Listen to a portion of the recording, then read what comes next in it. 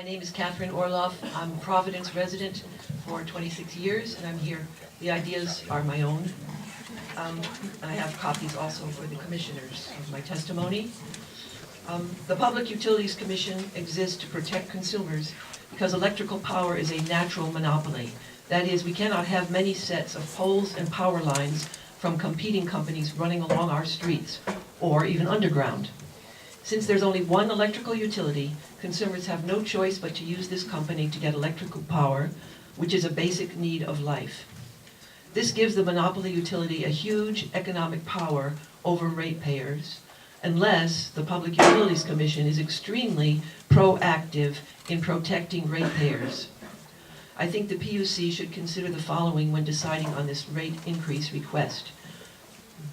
1, even though the term standard offer is widely used in discussing these rates, this term no longer appears on National Grid's electric bills, although it did appear up through 2008. The term now used is energy charge. So the term standard offer should again be put back on the bill. 2, the PUC should insist that National Grid radically simplify its bill so that consumers can easily understand it.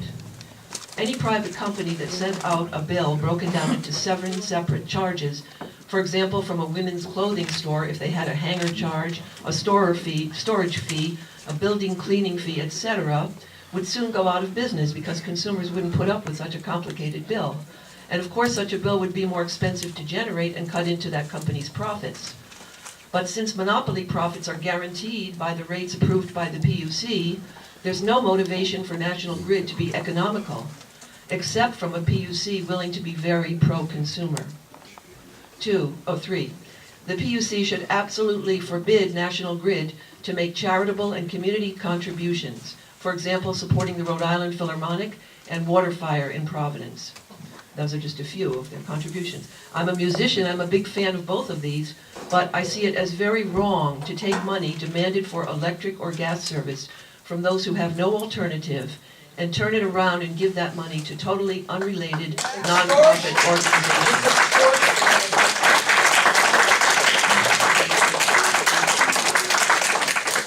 Similarly, the PUC should forbid the sending by National Grid of notices, for example, comparing one household's energy consumption to that of its neighbors. This useless report was not included in our bills, but sent out as a separate mailing to tens of thousands of households for at least a year, probably longer.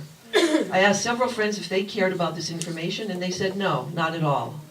Yet we as ratepayers will have to pay for this huge waste of money unless you disallow these charges and similar practices, like sending us separate mailings urging us to convert from oil to gas heat.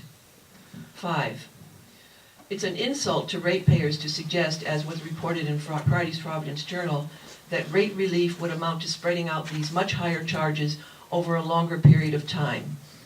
One might expect such an idea from a payday loan outfit, but not from a body that's supposed to work for the best interests of consumers. 6, the PUC should also forbid all renewable energy charges and fees, as that line of thinking represents a hugely disputed area among our public. For example, proposed wind farms in Narragansett Bay are indeed renewable energy, but they will create significantly higher electric rates. Why don't we first have a ballot initiative and ask Rhode Islanders if they're willing to pay these high costs involuntarily on their electric bills? Or it could be an optional payment, as with your Good Neighbor Fund, with National Grid's Good Neighbor Fund. Those who sincerely support wind power could check off a box and pay higher rates. Finally, although the December 12th Journal article referred to, quote, the closing of nuclear and coal plants, in fact, the Brayton Point coal facility is open and not scheduled to close until 2017. If natural gas pipeline problems exist, National Grid should again turn to this nearby and cheaper coal facility as it has for many years. It would be good if the coal could be required to be cleaner, and we can pressure our legislators for this. But meanwhile, it is not right for National Grid to unilaterally reject this economic fuel source that we have used for decades. In addition to the cost to households, this rate increase will be deadly for all Rhode Island businesses, small, medium, and large, and will be a huge negative for the struggling state economy. Thank you for listening.